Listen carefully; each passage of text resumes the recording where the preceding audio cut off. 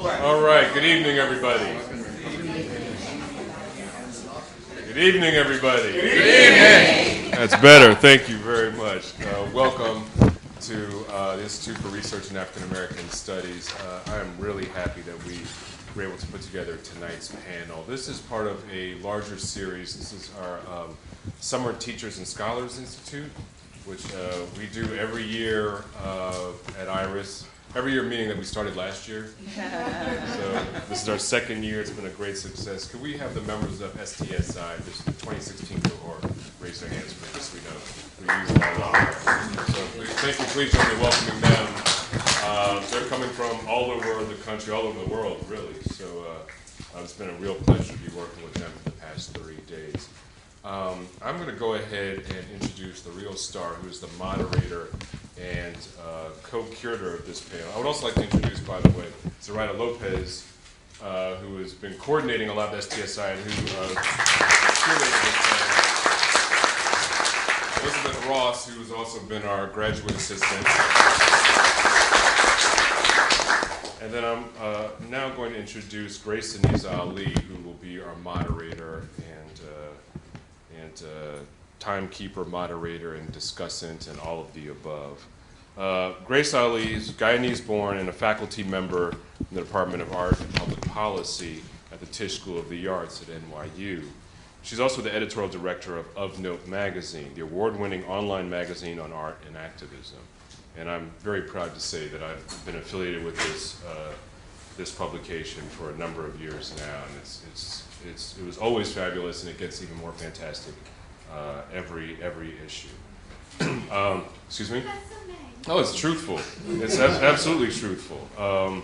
By the way, Grace and I, how far, we go back what? You were a student in my class. At NYU, I taught for a semester. I know all the stories. There are no stories to be told. Pay no attention to Grace Ali after I introduce her. Listen to nothing she says. Grace's essays on contemporary art and photography have been published in the Western Journal, Small Axe Journal, among others. She's a curator of the 2016 exhibition Unfixed Homeland on Contemporary Photography in Guyana. Highlights of her curatorial work also include the following: the Andy Warhol Foundation for Visual Arts Curatorial Fellow, which is very prestigious. Congratulations on. She was a guest curator for the 2014 Addis Photo Fest in Addis Ababa. Guest curator of the fall 2013 Nueva Luz Photographic Journal, and also host of the Visually Speaking Photojournalism series at the New York Public Library's Schomburg Center. She's been very, very active over the years. Grace is a World Economic Forum Global Shaper and Fulbright Scholar. What, is this too? Yeah, stop. I'm sorry. Pardon me for doing some research here. You know, I looked you up there, yeah. She holds an MA in Africana Studies from New York University and a BA in English Literature from the University of Maryland College Park. You may find more about her at graceali.com or ofnotemagazine.org. And also say you're a very enlightened and responsible tweeter as well. I actually learned stuff from your tweet. It's not just waking up this morning and having cereal. You actually really put thought into your tweet. So what's your Twitter handle, if you don't mind me saying so? It's the magazines. It's at Of Note Magazine. Of Note Magazine, of course. Of course it is. All right, so please join me in welcoming my friend and a friend of IRAAS, Grace Ali.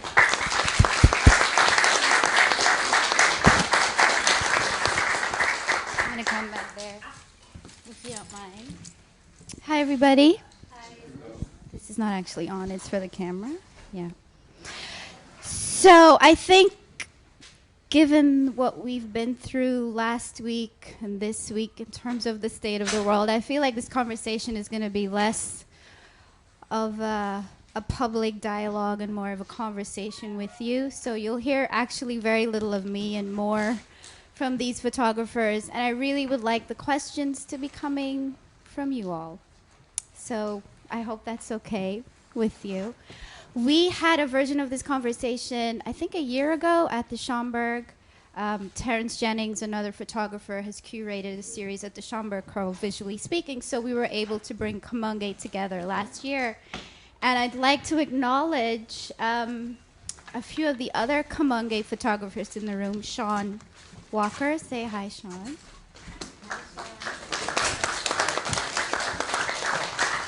Mr. John Penderhughes is here with us. And Mark Blackshear, thank you for being here. And Russell, am I missing anyone? Russell, are we good? Good? Okay. So I've drastically reduced these folks' bios, so I hope that you'll forgive me. And first we'll hear from Mr. Danny Dawson. Danny is photographer, filmmaker, curator, arts administrator, etc., etc., etc. And as a photographer, he's shown his work in more than 30 exhibitions and curated more than 40 exhibitions. Wow, Danny, is that accurate? No, it's about 70. Curated more than 70 exhibitions. What's your date of birth if you've curated more than? He's old. Including two notable ones: Harlem Heyday, the photographs of James Van der Zee, and The Sound I Saw, the jazz photographs of Roy DeGarava.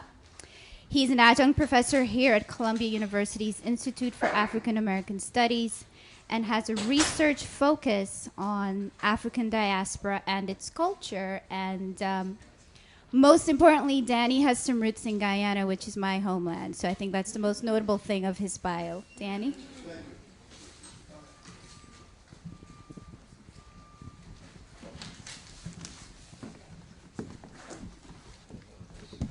Thank you, Grace. I'm honored to be here. I also wanted to mention that Sam is also a photographer. Can you hear this? Do you need this? Oh, this is for... The mic is for the video, actually. I'm just a prop, just one right now. Well, if I leave it here, can you hear it? Good, okay. So it's much better if I just shout out to the audience too. But I also want to dedicate any ideas I have to a curatorial team that I worked with Robert G. O'Mealy, Deirdre Harris Kelly, and Henry Drew. Is Henry here now? Did Henry make it? Oh, he's notoriously late, so he's just going to be late. But actually, I started photography real early. You can see, I started when I was 14 years old. Yeah. Because I went to an art school in Newark, New Jersey.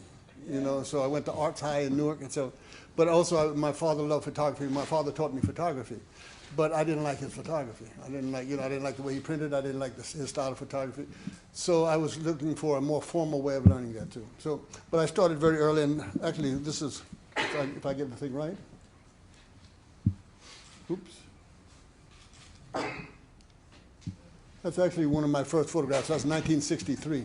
And it's a photograph of a close friend, John Houston, who actually lived down the street from John Penderhughes. He laughed when he talked about my age because he's older than me. But this is, his name is John Houston. He's Whitney Houston's older brother. But he was my neighbor and a good friend growing up. We went to grammar school together and went to high school together too.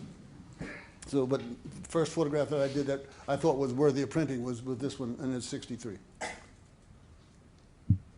This is the second one, 65, and it's called Drum in Newark, New Jersey. I know this is supposed to be about New York, but the real center of the universe is Newark, New Jersey. Henry Drew just walked in. That's who I just talked about too. He's also one of the finest curators in the world, specializing in African art too. So, but this. But this is in Newark, New Jersey, because I know there's some confusion about this supposed to be about New York. But the real center of the universe is Newark, New Jersey. And for those of you who don't know that, I just want to, when you leave here, I want you to have that kind of knowledge with you, so you can function better on the planet with that. This is 65. This was my wife at the time in 66.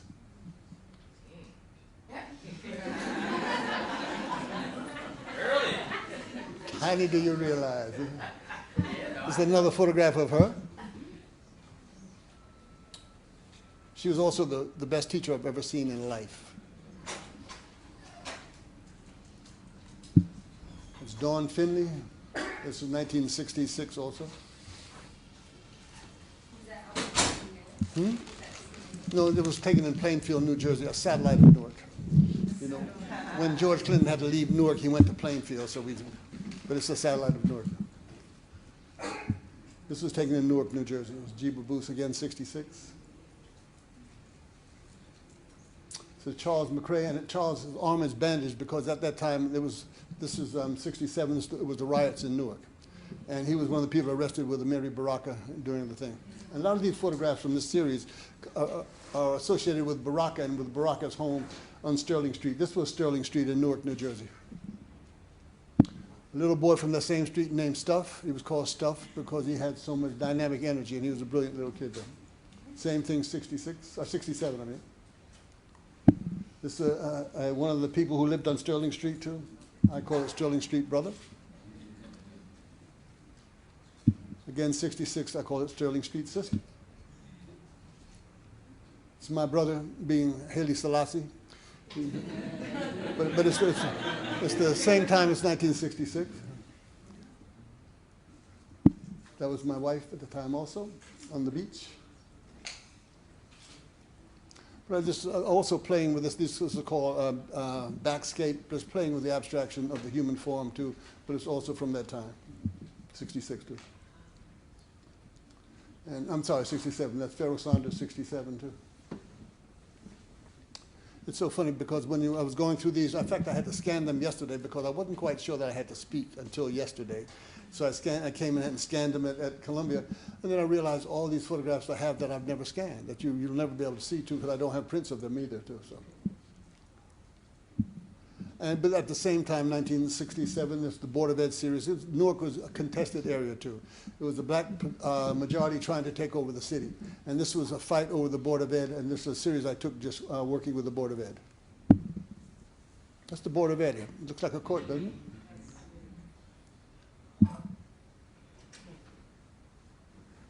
And this was actually an experiment, a technical experiment, because there was some film that was 3200 ASA, and at the time that was unheard of.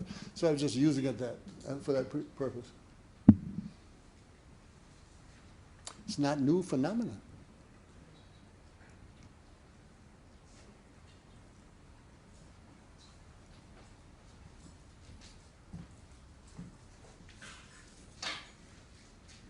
And this is 68.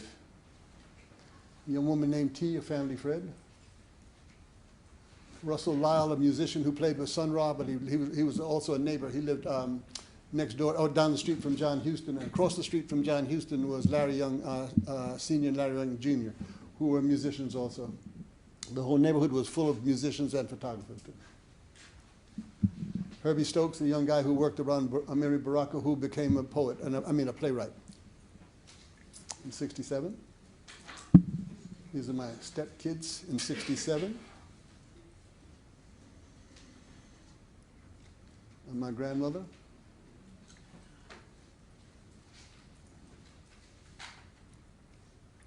And that's one of the founders of Columbia, Lou Draper. And Lou and I were both in film school at the time. It's 1968. We were walking the street as part of our photo project. We were taught by Paul Caponegro at NYU's photo school.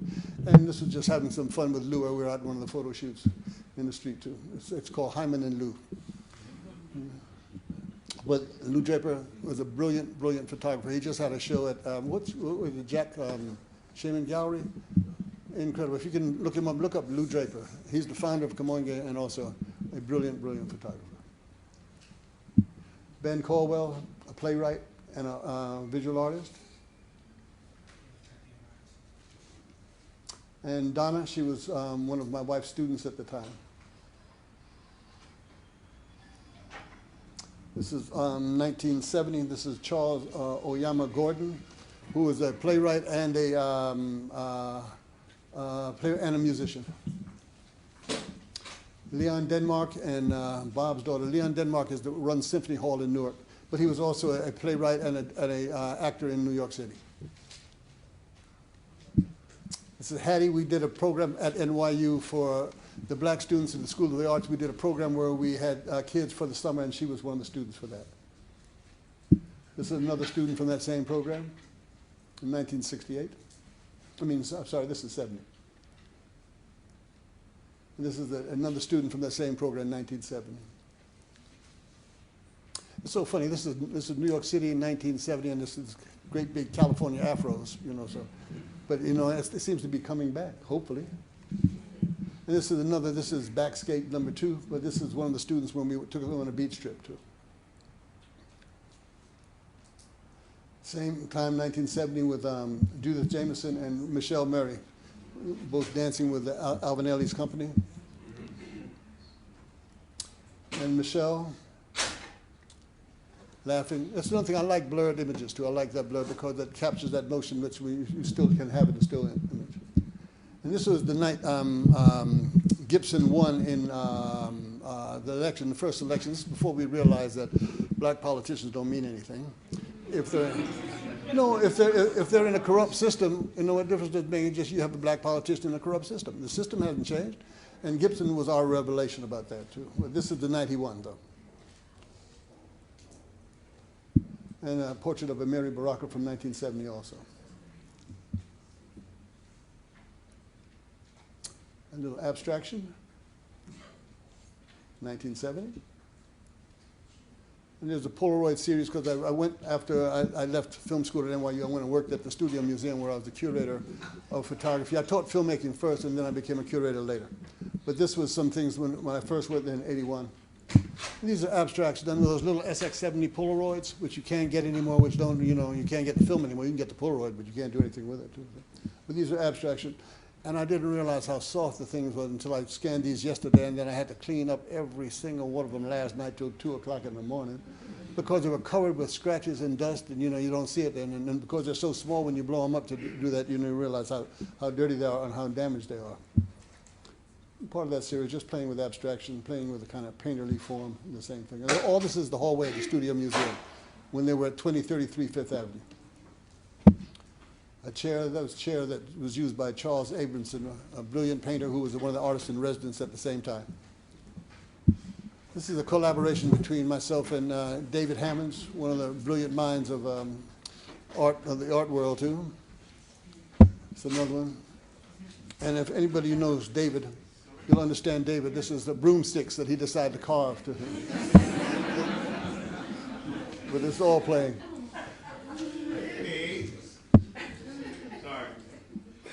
You have to talk to David about that. It's David's sense of humor. And this is the same SX70 stuff, but this was Pennsylvania. And these are 1982. Those were 81. These are 82. This is just an abstraction playing with a line and shape in 82. And when I found these things, they were all framed and wrapped. And I looked at the back one. They all had a series, a black currant series. And I'm trying to say, what was I thinking? What does black currant mean? I don't have a clue what that meant when I look at them. It's all part of that series too.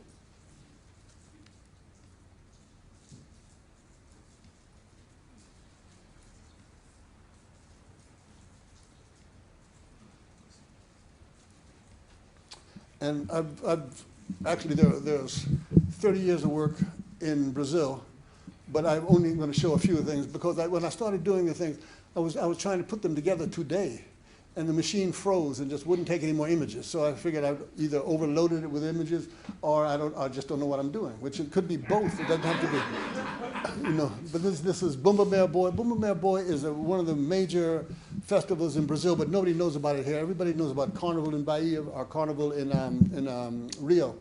But this is a different festival, and it's about an ox, a boy is ox in Portuguese, the boy that is killed by an enslaved Brazilian who decides he wants to feed his wife the tongue of the bull. That's one of the things, because she's pregnant, she has a longing for tongue. So he kills the bull, and then it's the whole process of the bull being born, the bull growing up, the bull dying, the bull being resurrected. So, and then to resurrect the bull, they have to call in an Indian holy man. And this is where the machine froze, but this is one of the figures from Bumba Meu Boi.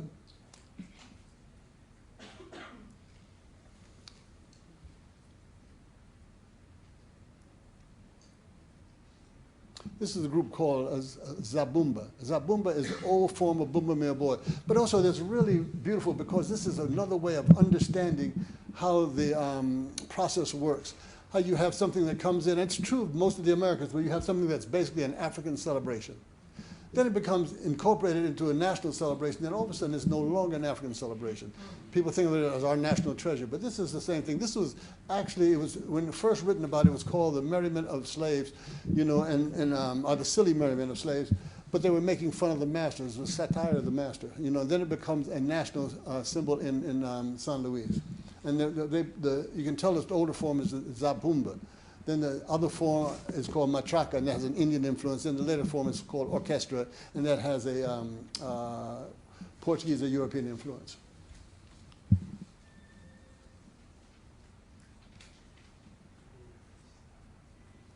That's the Indian holy man who resurrects the bull.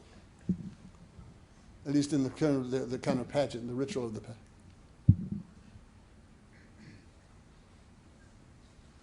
Well, it's an incredibly beautiful festival that nobody knows outside of that area.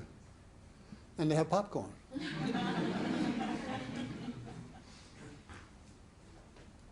And little kids.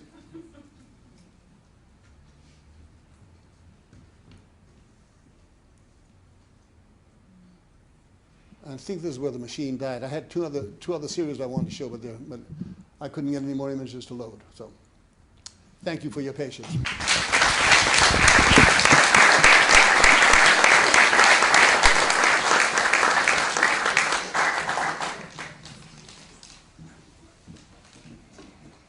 Danny, thank you so much. Russell, do you still hold the title of the youngest member of Comungue? Or have you been, you still do? Okay, congratulations. Russell, the youngest member of Comungue, is a self-taught Brooklyn-born photographer of Panamanian heritage, so we're going from Guyana to Panama. He's a recipient of grants from the Open Society Foundation, the New York Foundation for the Arts, and the Brooklyn Arts Council. And this is the part of Russell's bio that I truly do adore and love. As an educator, he dedicates time to mentoring at-risk young men in the Kings Against Violence initiative as the men's program director. And his work has been published in the New York Times, the Daily Beast, the Wall Street Journal, Slate Magazine. In 2014, Russell exhibited his work on Bedford Stuy in Ethiopia. So he took BK. I think they can pick me up. You can pick me up still, right? Perfect. So he took BK to Ethiopia, and as a result of the success of that exhibit, UNESCO sponsored a series of workshops taught by Russell to help raise awareness, change visual narratives, and empower Africans to author their own stories. Please welcome the young one, Russell Frederick.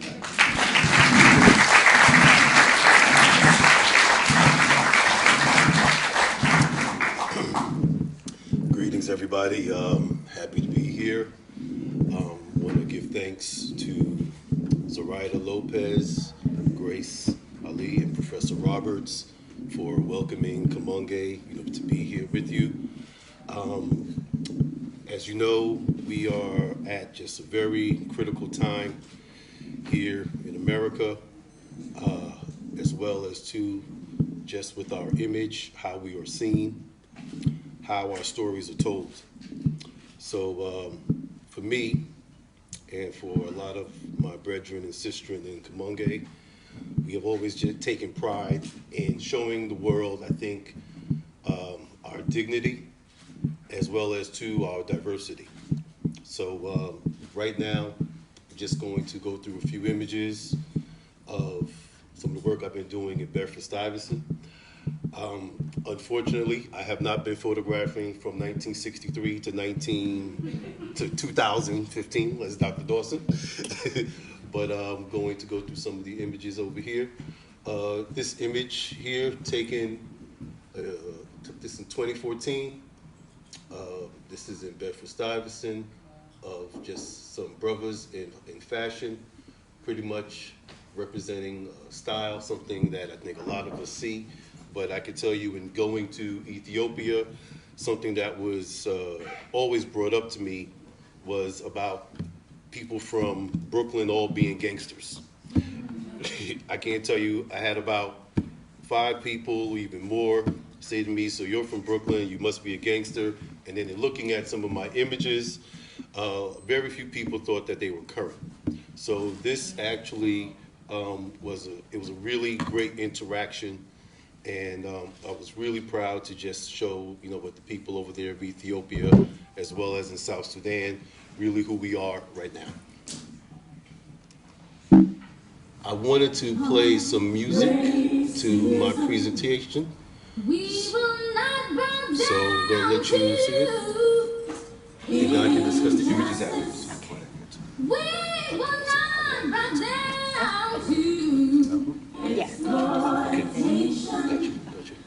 I'm gonna say.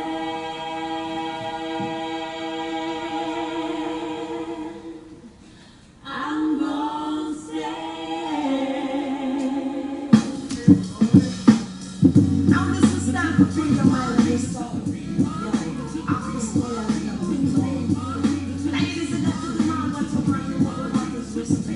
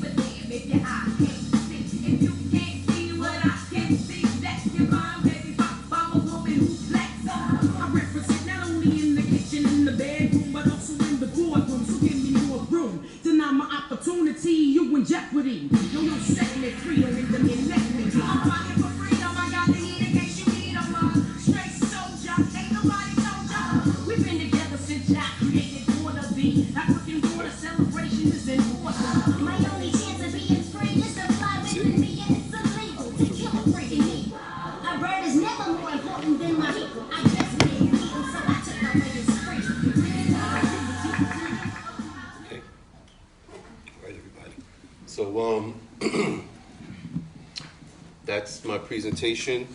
Now, just to probably go over the images, this is Ma'a Petrova. She is from Trinidad and Tobago, mother of 3. She's also a psychologist, a fitness instructor. Part of my documentation of Bedford-Stuyvesant, I started to document the community because I wanted to show the people of Bed-Stuy who I felt haven't gotten a fair shake. Everyone has known Bed-Stuy as do or die Bed-Stuy, but they don't know really, I would say, the love. They haven't seen, I think, there haven't been enough images out there of them, people working, and most of all, images just reflecting the community for really what it is. So I just took it upon myself in 1999 to start documenting the people and letting the pictures speak for themselves. And in 2000, I would say gentrification started coming really strong into Bed-Stuy. I'll probably say around 2007. Once the Brooklyn Nets, once it was announced that the New Jersey Nets team was going to be moving to Brooklyn, everything just started changing. So my images are reflecting. So Ma'a Petrova no longer lives in Brooklyn anymore. This is Panama. He is a barber, came to Brooklyn, New York in 1975. Photographed him as he was about to get ready to go to work. Panama also too does not live in Brooklyn anymore. This is Nasanimo and his wife Numi. Nasanimo is an artist as well as a jeweler and a designer. Numi is an event planner, and this is them expecting their first child. Took this last year. And they too, they do not live in Brooklyn anymore. This is Hakima and her daughter Nzinga. So I was photographing Hakima. This was taken in 2006 on Chauncey Street, and photographing Hakima. Nzinga got hungry. Here goes the photo. Here we have Supernova Slum. Supernova Slum is a rapper, author of a book called The Remedy, community activist, a National Guardsman, as well as a dream director for the Future Project. The feathers represent his Cherokee heritage. The beads in his hair were red and blue to represent the unity between the Bloods and Crips gang. And the tattoos on his back were all tribute to the Egyptian ancestors. This is 3 generations: grandmother, mother, daughter, granddaughter. Took this image in 2007. This is Santa Dia Church on Fulton Street. And the church is still present, still active. This is Mr. Thomas. Mr. Thomas is originally from Virginia, worked for the Department of Social Services for 25 years, retired. He's standing by his pride and joy. He has had a house in the community since 1984, and he has told me stories just about how almost every month people come to offer him cash for his house, and as well as inspectors always try to find violations on his home. So he was saying these are some other strategies on how they are trying to change the community. And also, too, Mr. Thomas is the only man with the Jerry curl. Still. All right. So we have here, I can't remember this sister's name, but this was taken on Halsey Street around 2007. Sister just came out of her apartment. She said that she was just a little bit stressed trying to find some work, and just took the photograph. This is the image. These are the Bloods. So some young brothers is on Franklin Avenue around 2007. So I'm walking around with my camera. So one of the young boys said that he wanted to know if I could take his picture. And I said, sure, no problem. And then I pulled out my camera, getting ready to photograph. All of them fell in line. And this is the picture. So in speaking a little bit more about these photos, the young man who is the light-skinned young man with the cornrows, who has his hand on his heart, asked him and a few other the guys what made him join the gang, and all of them said safety. They all said that how they felt a sense of safety and brotherhood with the gang, and that how some of the guys in there have even been father figures to them. This is Supreme and Tyshawn. So Supreme is Tyshawn's stepfather. Took this image in 2005. So when making this image, I saw Supreme. He was sitting on steps. Just started talking with him, and he told me that him and his stepson were going to be going someplace, and that he welcomed me into his home to take the photo. And he said he was really happy that I was documenting the community. And he said to me, you know, Russ, I love being a stepdad. A stepdad is a man who steps up to be a dad. This is Michael Young. Took this image in 2011 on Lexington Avenue. Mr. Young was with his father and his sister on his way to church. I chased him down because I saw the brim from behind, and I knew that brim wasn't his. So I asked him about the brim, and he said it was his father's and he loved wearing it. And then I asked him too about his suit. And he said, you know, my mom bought me this suit. And I said, it looks a little big. He said, yeah, she told me I'm going to have to grow into this. And he's holding his Bible. This was right before he went to Sunday school. This is Charles Barron, councilman, and he's actually talking with the police officer over here. He was trying to mediate a situation. So a crime scene developed at the grocery store with a mentally ill homeless man in the neighborhood, and Mr. Barron was just trying to mediate, and you can see by body language, expressions, just how much success there was. Over here, Timothy Stansbury. Took this image in 2004. Timothy Stansbury was 19 years old, killed by the police, coming home from a party. No weapon, no criminal record. He was at Louis Armstrong houses, coming home from a party. The buildings are 4 stories tall. They're all connected. And it's very common that people who live in the housing development, they will go from one building to the next through the roofs because the roof doors are open. And then entering into his building, coming down the stairs, a cop was walking up the stairs on patrol. And once the door opened, he panicked, he shot him. And cop was not convicted, no crime. Same story that we all know for centuries. This is Dr. Robert Gore, excuse me, a good friend of mine, comrade with the Kings Against Violence Initiative. He is the founder of the Kings Against Violence Initiative. He is wearing a hoodie as a tribute to Trayvon Martin. The mural in the background is of Yusuf Hawkins, a young man from the neighborhood who was killed in a hate crime in 1989. Dr. Gore in solidarity with hoodies and pretty much to speak of the absurdity and also to the criminalization of the hoodie, particularly, I guess, with black and brown people when we wear them. He was wearing his hoodie, again, as a tribute to Trayvon Martin. We have here Janelle Lajani. Janelle is from Jamaica. Actually was a professor at NYU and took this image in 2009. This is by a former Black Panthers office. Former Black Panthers office, which is no longer there. Gentrification coming through. I am not sure what business is there right now, but again, a lot of the community is changing quicker than you could imagine. This is my last image. Hope you enjoy seeing the people of Bed-Stuy.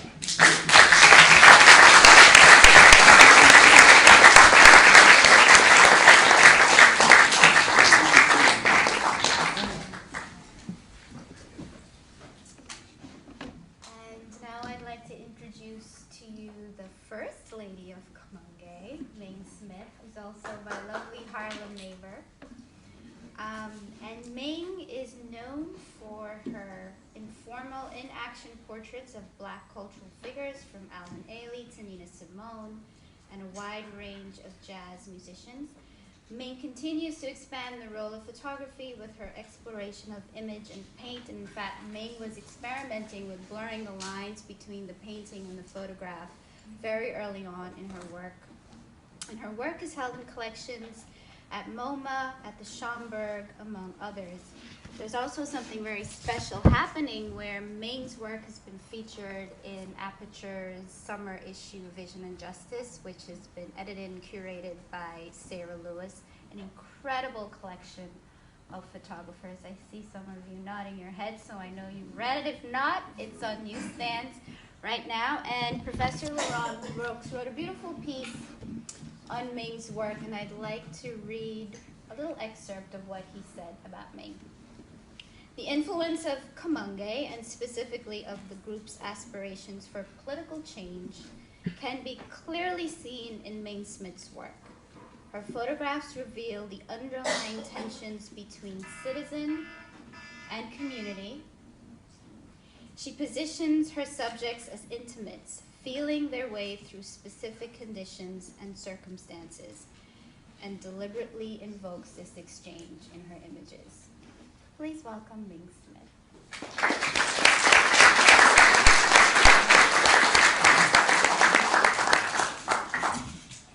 Okay, so what do I press?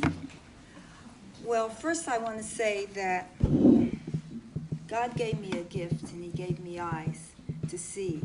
And my wish for our children is to know that they have power by using their eyes. There's power and there's freedom by using your eyes. And it's free, and it's everywhere, and it's, it's a gift. And we can change things by just seeing things on television. Many times our minds, or we see things that aren't healing or beneficial for us, and we can interpret our own vision, our own things that we see that can empower us and not make us less. Okay. So this is called America's Scene, S-E-E-N. This is called Amen Corner Sisters. These are taken in the early, late 70s, 80s. This is called How Do You See Me? This is Harlem Man with Hot Dog.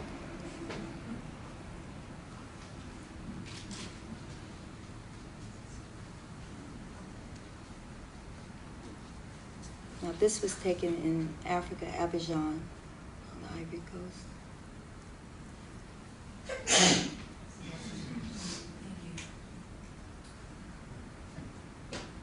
This is the first Vogue, my first Vogue.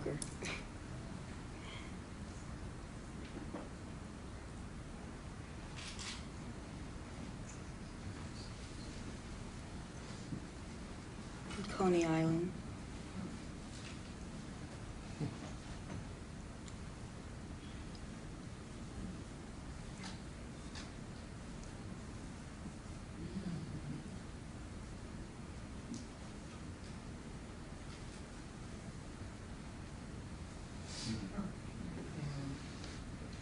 So this series, the next 4 pieces, I think, it's called August Scene, August Moon. But I went to the Hill District in Pittsburgh, and August Wilson wrote a lot of plays about his hometown.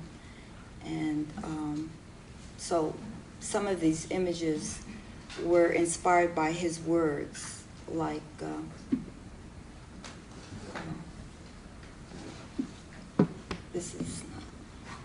this is one of the houses on the Hill District.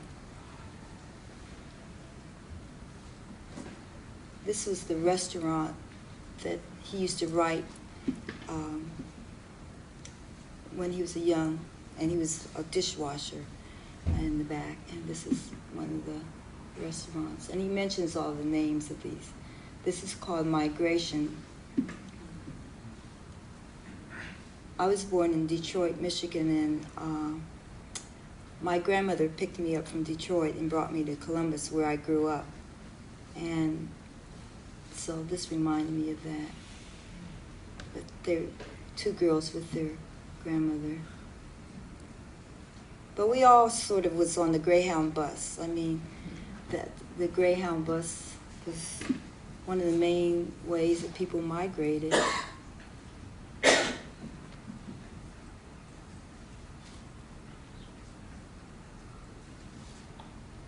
This is Coney Island again. That's Pharaoh Saunders as part of August Moon. So in this restaurant, they had photos of Duke Ellington and the bus. And it was a soul food restaurant, but like images inside of, it's like our culture in small places and how we're all influenced by it.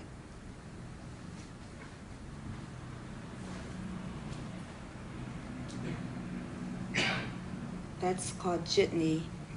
He wrote a play called Jitney, and so with this piece, it's like the broken dreams. There's a man peering through glass window.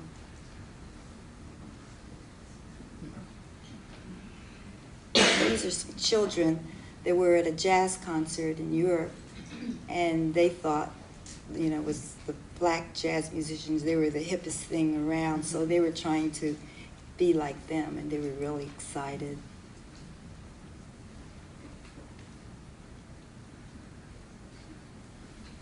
That's a photo of Sun Ra. And that's Grace Jones. I put this photo in because it showed another part of her where she's very quiet. And when you see Grace, she's not And it was before she became Grace Jones, the wild lady. So this last photo, LeBron Brooks had, this is one of the images there in the online on Vision and Justice. And a lot of the photos you see, they're nice images, but there's a story behind them. And I'd like to read just a little bit of what he wrote, because he says it better than the way I would say it.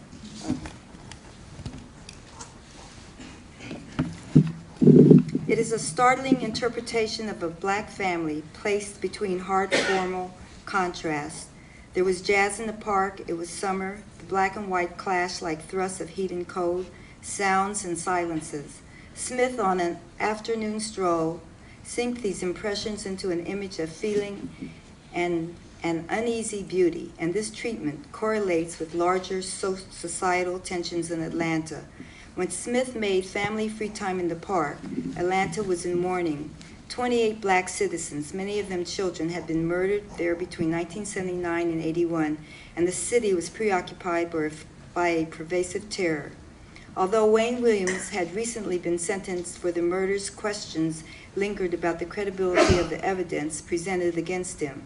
President Reagan had met with city officials and allocated funds for the investigation. The FBI committed nearly 40 agents to the effort. Psychics, bounty hunters, and the guardian angels had marched into the city offering their services, but left without verifiable clues or suspect. The city was turned out in nothing. Centuries worth of layers of systemic racism had rendered Atlanta's black communities vulnerable to the kind of terror that thrives in the darkness. It was clear that invisibility had its consequences. In 1982, Atlanta had yet to shed the unease and hear a black family attempts as the terror of recent past slumbers. They are present, but semi-legible. Veils of partial social erasure cover their lives. Their skins shaded by darkness, and the children's eyes, also shaded, are plausible metaphors. Just above, light bristles through the leaves, stillness and peters out in the long edges. The parents have their backs to us. The arch of the father's arm is a fragile covenant. Traces of sun extend from the large pool of light in the background. The light paces toward the viewer, carrying with its impression of a nearness that does not exist.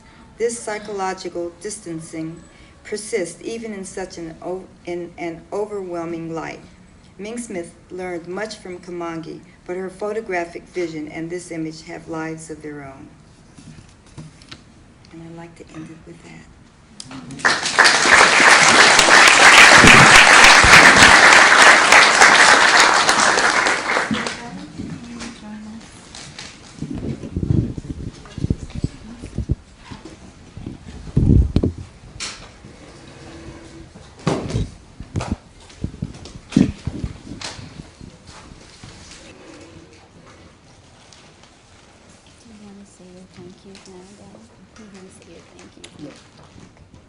Grace is allowing me to thank the reason we're here.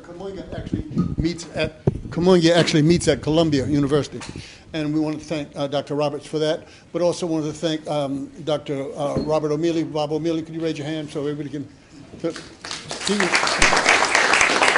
was one of the, he's a curator, but he's also one of the supporters of Kamunga at Columbia University. He was the curator of the Bearden show that was here last year that Columbia did all their events about. Bob was the curator of that too. And there's one other person who's not here, Farrah Griffin, was one, when I was talking to her, I said, Farrah, you know, we have a group that we've been meeting for almost 50 damn years. And she said, but we're looking for a place to meet. She said, why don't you meet here? And that's when we started meeting at Columbia. She just suggested it, and we started meeting here. So that's Farrah Griffin, who's not here tonight, though. Just wanted to thank her publicly for that, too.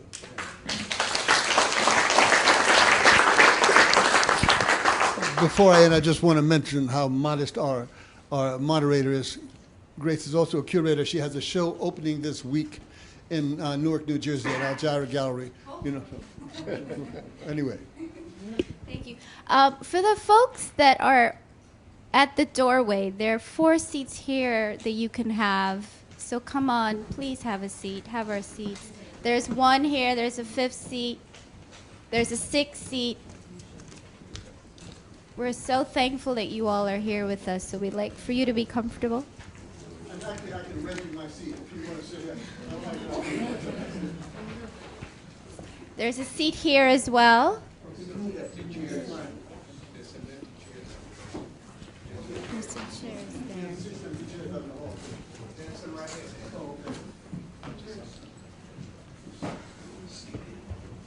Come on down. We're all family. Come on, come on. So, Danny and Ming, I'm wondering if the two of you, both of you started with Kamunge in the 1970s, and so I'm wondering if we can just start off with some context and you sharing with us why something like Kamunge was needed. What kind of pervasive images were you all seeing that you needed to start a Kamunge?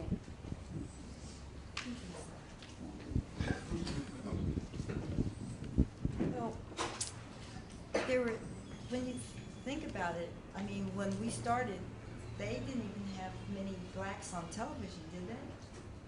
I think it was, you know, there weren't that many images. Can you hear me? It's like the mic for the recording.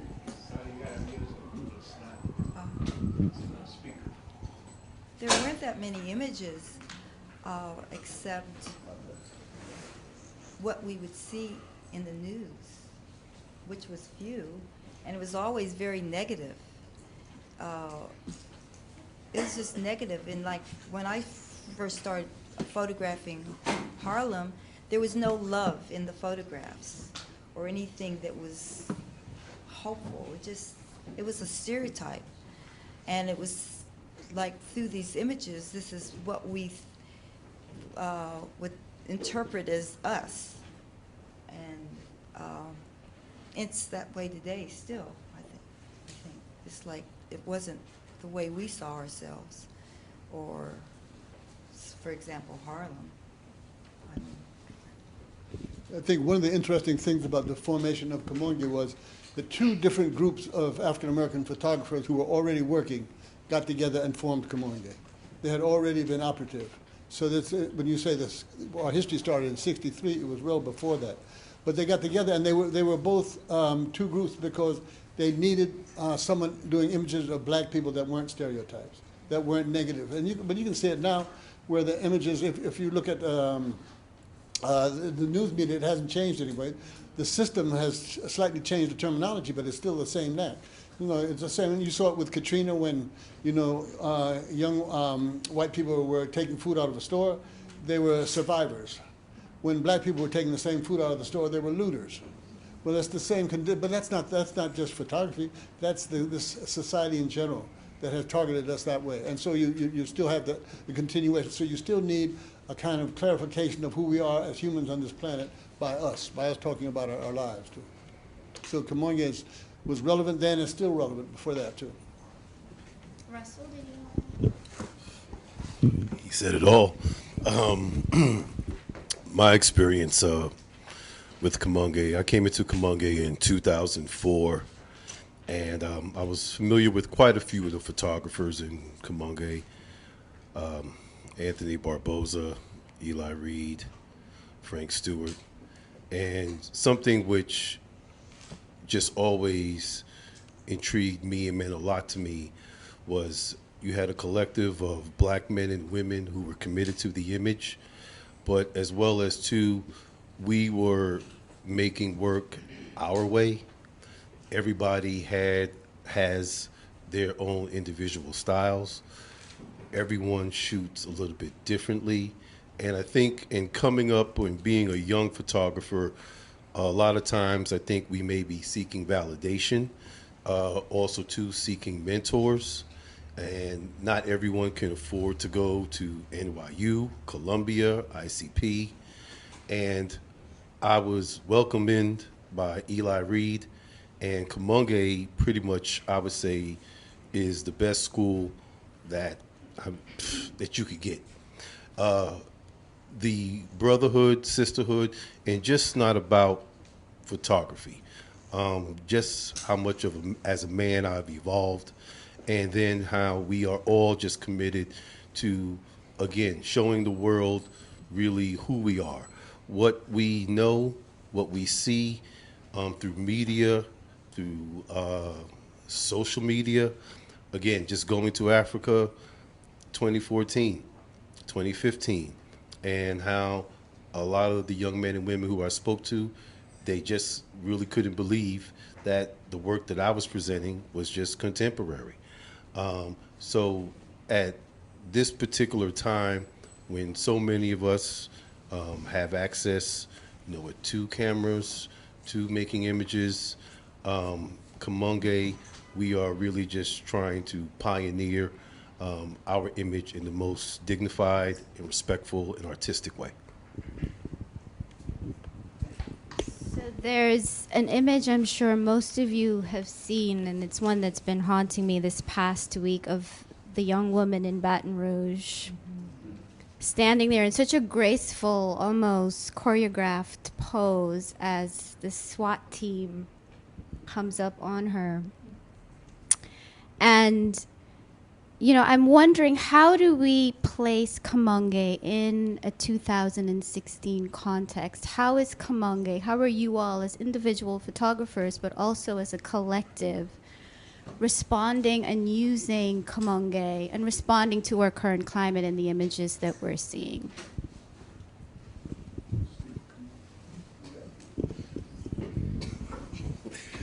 This is what happens when you're the youngest member, okay? So to answer Grace's question, I would like to acknowledge a good friend of mine, Ruddy Roy. A lot of you may know him as Radcliffe. He, right now, currently, is in Dallas, Texas. He's on assignment with Time Magazine.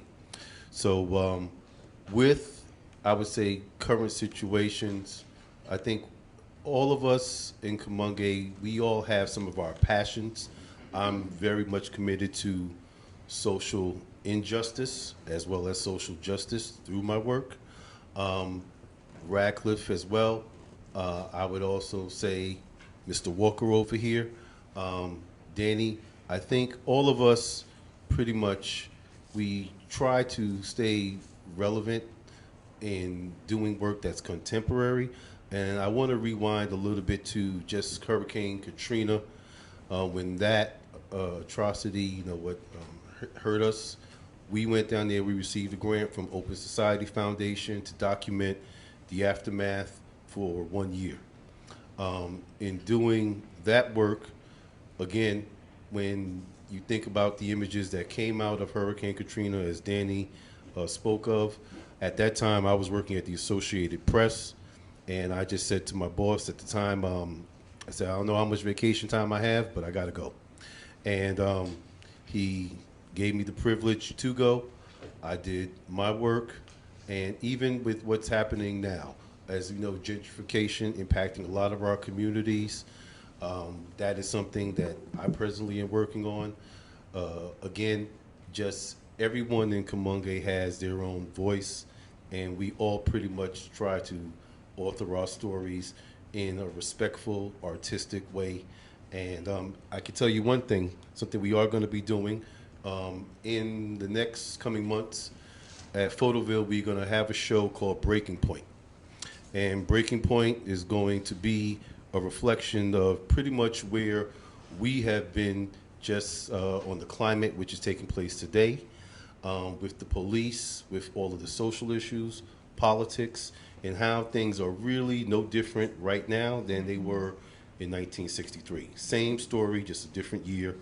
And we pretty much, as you can see through some of the earlier work of Danny and Ming, we are going to tell this story how it is right now as opposed to how it was back then. It's funny, Russell keeps talking about being the younger member of the group. But that's why we got him in, so he could do things like go get the grant for that show. It was him and John Penderhughes who were sitting there who insisted that we participate, and then they went to Open Society, gave us a good grant, and they actually changed the rules to give us the grant because they're supposed to give individual grants. And it's the first time they've ever given a group grant, and they did it for the show. But also, they got back more than they ever paid for in terms of people looking at the work and understanding what their mission was as an institution too. So.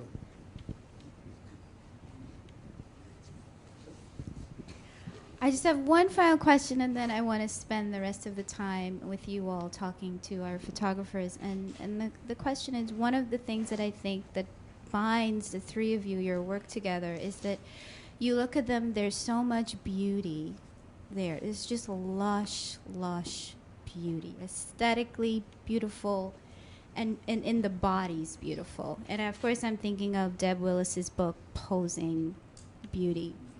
And I'm wondering if you can speak to, Ming, you said earlier that what Kamange was responding to was there was no love in the photographs. But here with you all, there's so much beauty in your images. And so I wonder if you can talk to this idea of framing beauty as activism.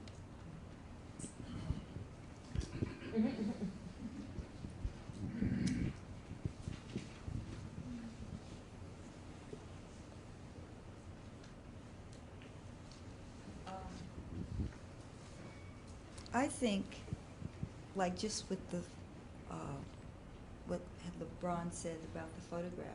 For me, the photograph was a beautiful photograph, a beautiful image, and as an artist, that was my intent, more so than using it in a political way in the beginning, like a painter.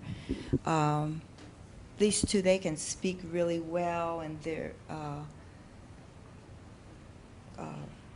good spokesmen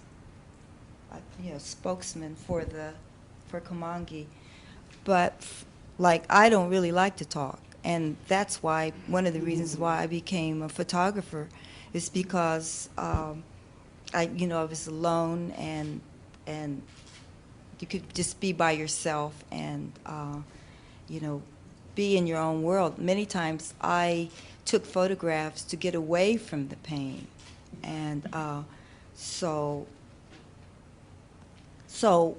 the images that I saw were always beautiful and spoke to my heart, and that was my interpretation of something. And then, but it was the politics, because of who I am, who he is, comes through your images. And so for me, that was a way of having active, being activism. But it wasn't in like the way that he would do it or Danny would do it. And I also think, like, for the children, I mean, you could be a photographer and a journalist, but also maybe you don't have that personality, or you're maybe not that aggressive, you're different. So you can photograph things like trees, or let's say trees. And now it is political now with the green and saving the environment, that it's a way of activism, but yet it's a way of recording beauty as well. I don't know if that makes any sense to you. You got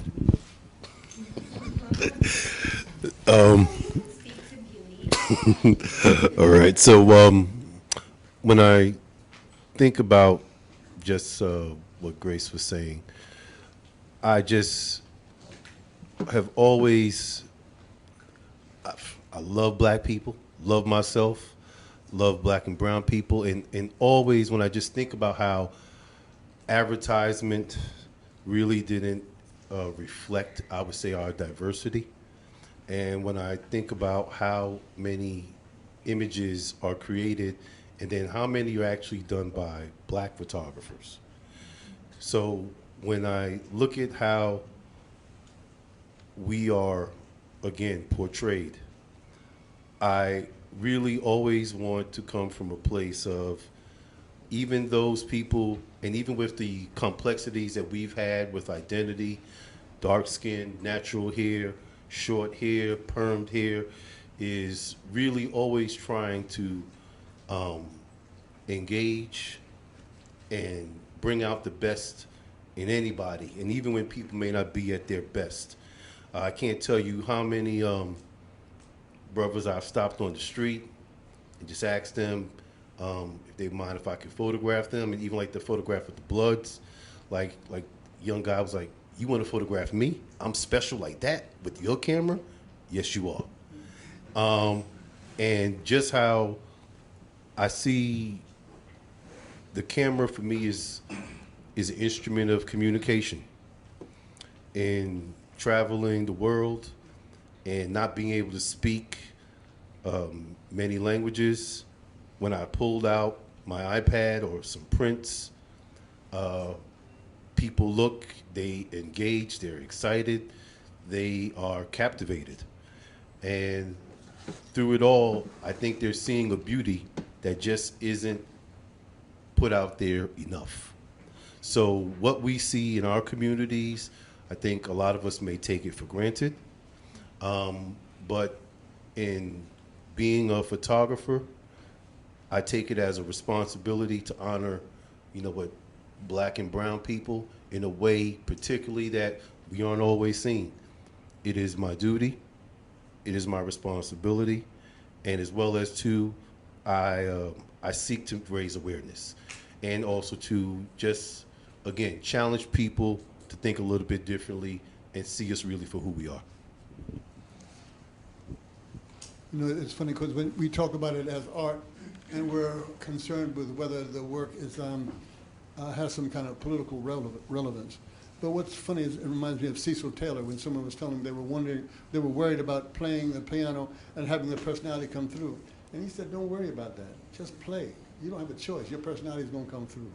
But that's the same with the photography. Whatever you really are concerned with in your heart will show up in your work. If you're concerned with aesthetics, it'll be there. If you're concerned with political justice, it'll be there.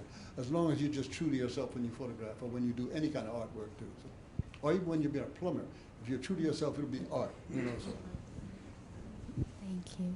Now we. I heard the statement, I think it was a few days ago, and someone said they asked Sun Ra what he thought of Ornette Coleman's music, and Sun Ra said, well, he's doing that earth music. So, Sun Ra. So.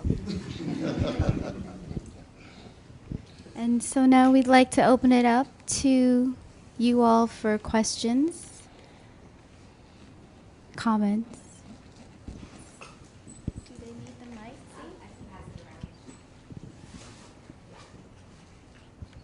There's the back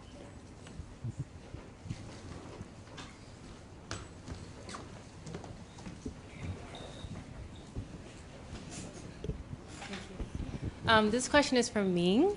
I really enjoyed just seeing your reflection, like your face just lit up when you saw some of the photos. And I couldn't really hear you when you said that some of your work was influenced by August Wilson. Were you saying you kind of shot towards his words, or did his lyrics kind of fit your photos that you already took? Well, I was always interested in the connections between different artists, how we're influenced, like music influenced. Lamar Bearden, he loved jazz, and Duke Ellington. Well, August Wilson loved Lamar Bearden, and he was a writer. So I loved his plays, and at the time I saw August Two Trains Running. Mm-hmm. And so I just got on a bus and went to Pittsburgh, to the Hill District, and started photographing some of the characters that he talked about that I thought they weren't actual characters that, was planned. So, like the Money Man, I photographed the man who was the Money Man, or Aunt Esther who threw a $100 bill or $20 you could change your luck into the Mahalagini River. Or there was, the restaurant that he used to wash dishes in. So, and also I have a complete, like 100 photographs of like where his dreaming place is. There was a photograph that I had in the window. Yeah. I used to sit and look out that window and dream as a kid. The And guy just- peering in on the other side, was it that one? When yes, I was in the window looking outside, you know. So I asked his sister, where did August Wilson, did he have like a dream place and stuff? And then she showed me this place. I photographed it and it was looking, you know, it was like on a hill looking at the Mahogany River and the bridge. And he was here as like a 9-year-old. So, does that answer your question? Yeah, it definitely does. Thank you. It's funny though, because Wilson really liked Rumi Bearden's work. And he went to, now if anybody in the room know Bearden, Bearden is one of the most gregarious person in the world. Everybody could approach him, all the artists were approached by us. Al Loving wanted to paint. I said, did you know Bearden? And he said, yeah, he scared me to death. He said, he scared me to death. I said, why was that? He said, because I'd say, you know, I'd really like to look at my work. He said, sure, when?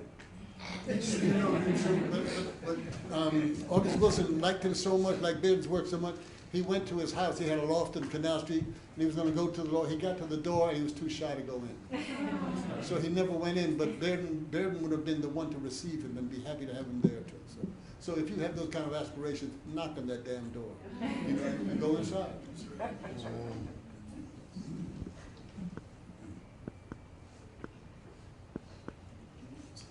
No, let's talk. Let's talk loud. When it comes to photos of injustice, this goes out to all three of you. What's the intended effect of the black and white filter? Is it to bring it back to to reminisce of an older time, or just to make things clear cut as to color?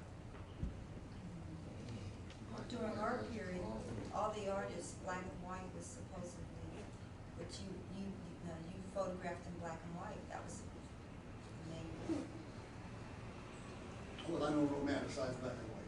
I'm glad you're going to have a new color. That was, you know, one time we had a meeting, one of our members who's not here, Ron Harrod, he had a meeting of another photographic group, it's a Black Information Photographic Group. One of the guys said, how did you get that great old gritty feeling? He said, we didn't. That was the film we had. We weren't pursuing that look, and that's what happened. You pushed the film and got gritty. You know, so, I mean, so when people talk about it, you know, people with the digital, that they really don't know photography, of course they do. They know digital photography. They don't know tintype, they don't know daguerreotype, they don't need to know that. That's you know, the digital, I think the digital practice is just as good as the older practice do. It's just slightly different. I'd also like to say that black and white photography it's an art form. And the way I perceived it and the way I learned it is an art form, and meaning the way light, you work with light. And I don't see that they're not teaching that, and it's all about subject matter. But just like a painter paints, well, in photography, black and white, fine art photography, there's that interplay of how light is and how you use it.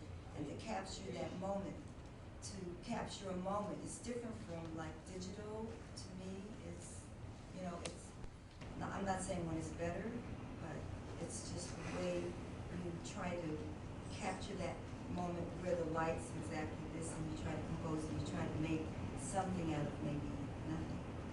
Russell, you're also very intentional about using black and white. Absolutely. I love black and white. For me, Also stuck in the past. You use film.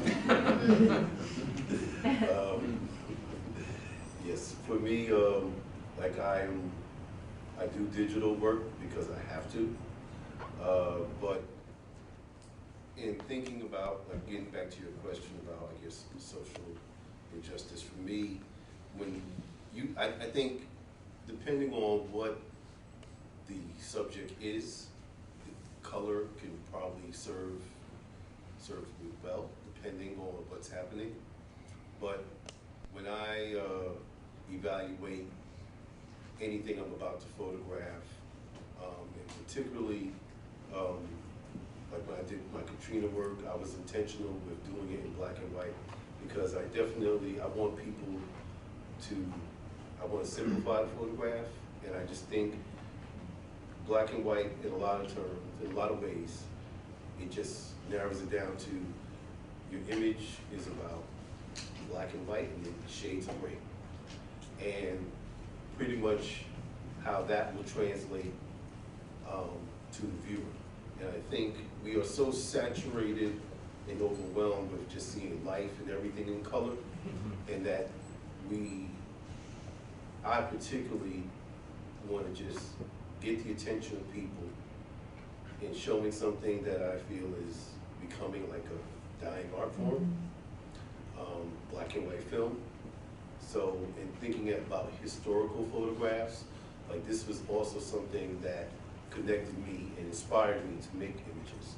When I think about images of the 60s, when I think about even the images of Emmett Till, the work that is primarily inspired me to make photographs, it's all black and white, by far.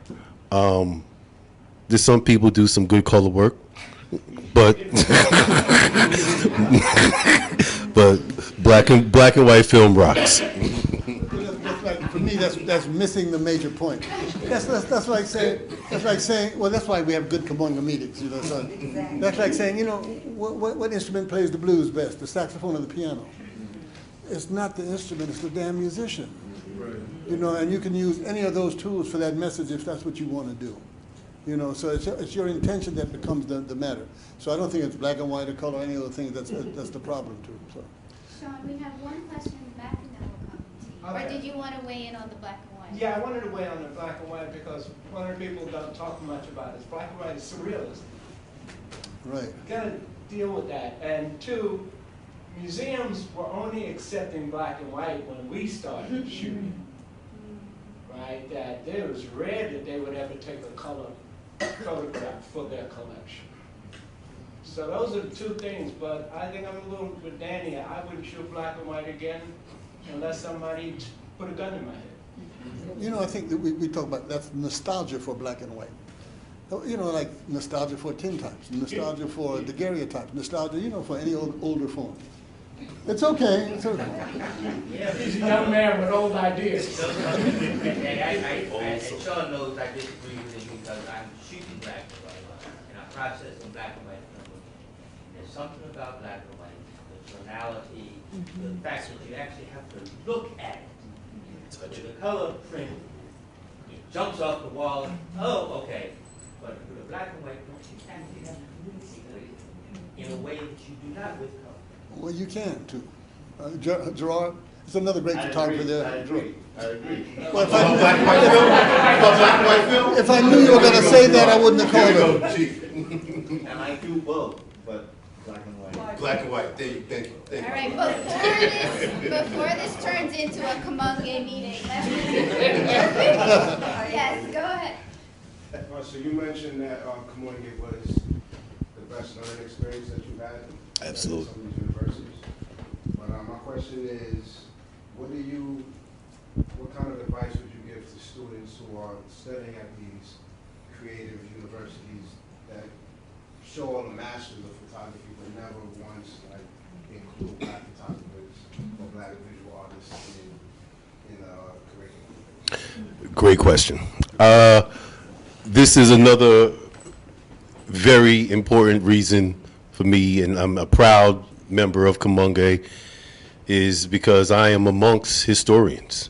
I am amongst people who look like me, who have actually, I think, had very identical experiences like I have, and have, you know what, wanted to empower and inspire others to tell these stories, to show the world really who we are. And I think a lot of these institutions, they're great. They have all their accolades. They're very prestigious. But again, now, how many professors of color are on staff? How many, you know what, are teaching about the black experience? How many are showing work other than Vanderzee, other than Gordon Parks? How many are showing black women? how many students even know about black photographers other than Gordon Parks, Roy Day Carava, James Van Der Zee. So Kamunge, it has been school, still is. And with that, I could say how quite a few of us are in academia, and we pretty much are committed to, you know what, letting the world know, hey, there is a lot more than I think the people who grab the headlines. And this is something which is also too very important. So for even the publications, advertising firms, how many of us actually get to make it into that world, and then we have the platform like where we are right now. And so this is, you know what, a great moment on many scales. Here it is, we have Professor Roberts, you know what, over here opening up the door. Professor, you know what, Dr. Bob O'Mealy. We have all these great people in academia who've made it, and what's awesome about it is, you know what, they haven't forgotten where they come from. You know what, that's justice. That's social justice, and I hope now as America is becoming a lot more brown, that our experiences of all people of color here in America is going to be heard, because you know what, we have more people who are pushing the boundaries. That answer your question, bro?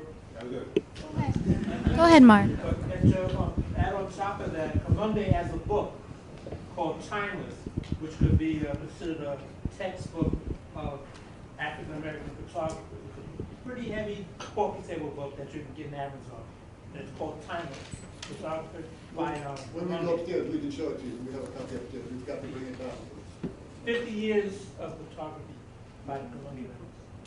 Can they also get it online? Absolutely. Yeah, Amazon has it. Yes, go ahead. So I have a comment and a question.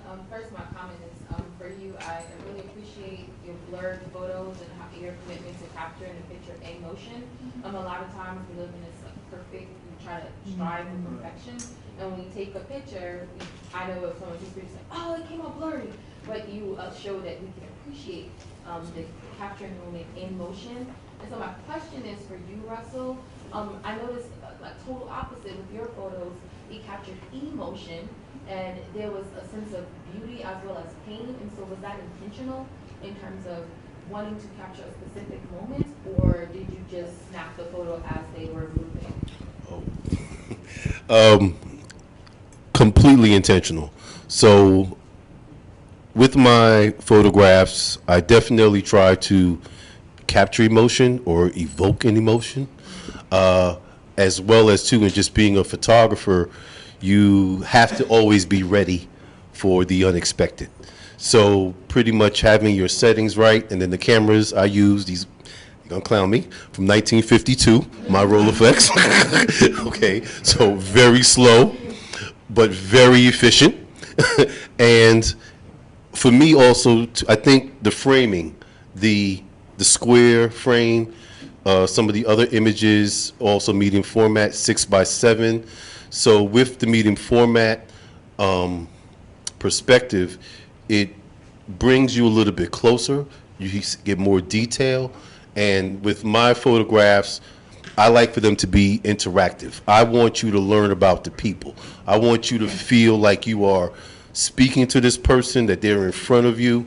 And I pretty much want to show us very boldly.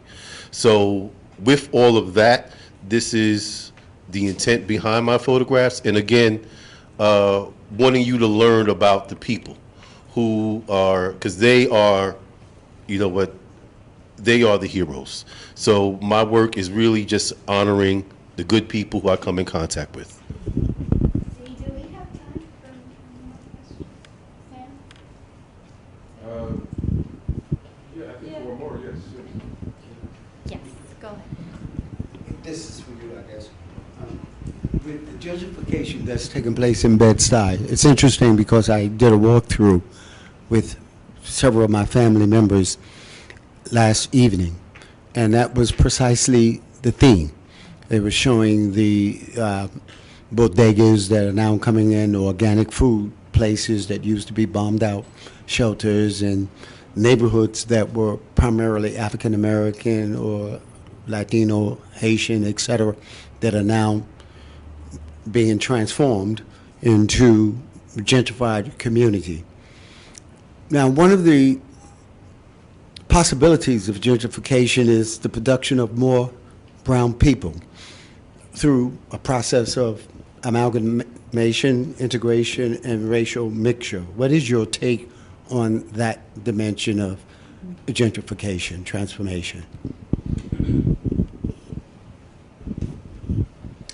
I think with everything, every change, there is definitely going to be, there's going to be some good, there's going to be some bad.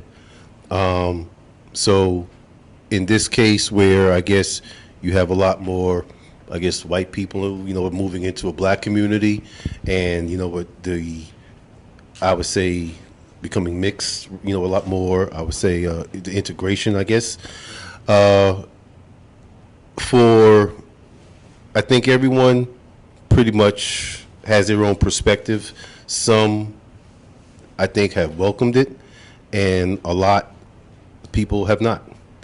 So with this, I guess, somewhat merging, I think one thing we just cannot escape or get away from is how a culture is changing, is dying.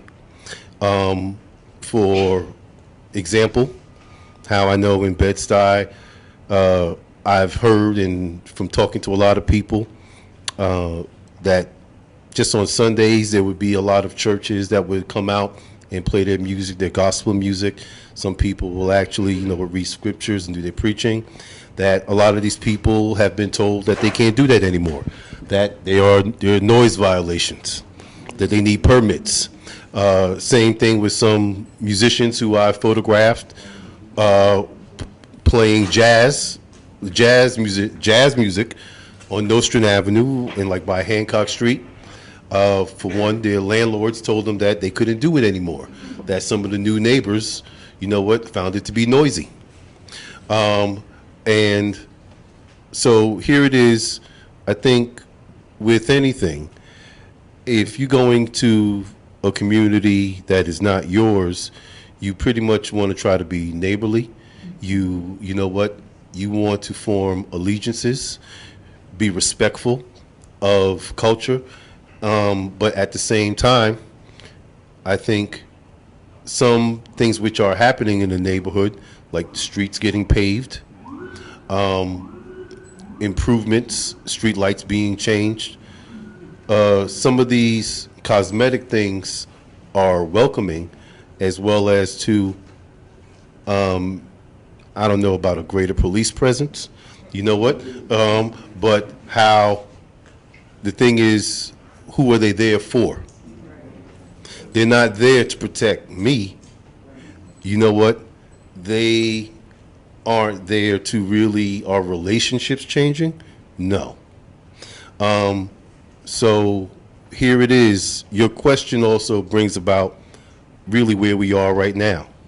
So with everything that's happening and how some people thinking that, okay, this isn't necessarily our problem, but now you're my neighbor, okay?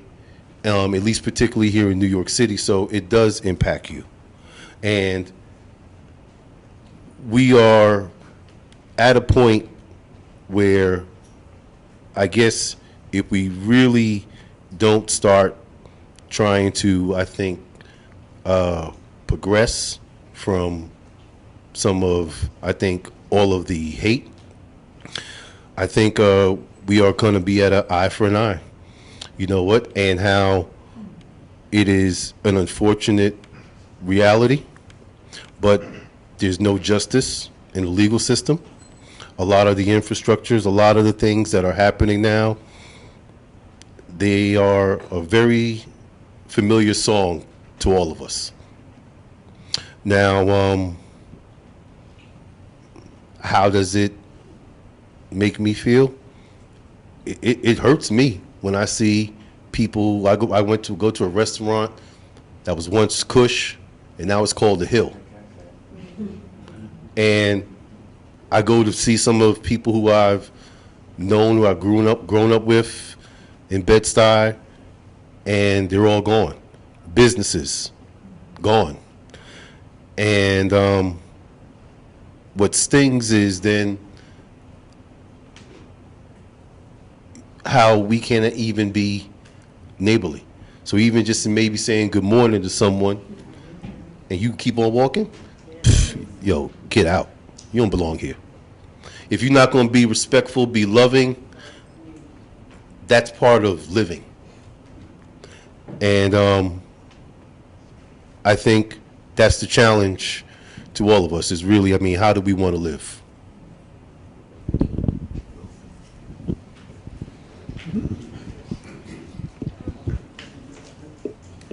We're probably going to have to wrap up. We promised to release the room at 8. However, we do, thank you to our panel, by the way.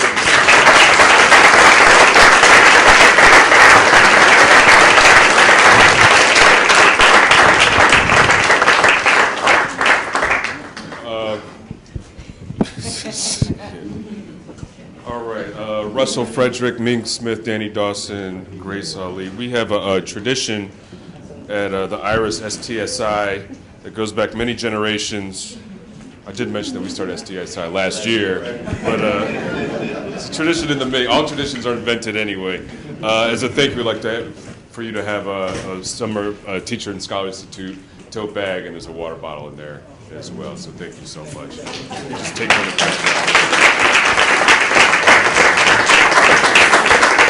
Thank you so much, all of you. This is a beautiful crowd. It's really great to see this room get filled up like this, particularly in the summer. Thank you so much for coming. I've really enjoyed the panel. We should have the video up sometime in the next maybe month or so. And please do check www.IRAAS-AAADSColumbiaU for more events, particularly this fall and spring. And finally, we have some reception more or less around the stair. We'll have people leading you that direction there. It's up a stairwell, one flight up in the extension in our IRAAS offices. So please do join us until 8:30 for some wine, cheese, and snacks as well. We can continue this really fascinating, invigorating conversation. Thank you so much.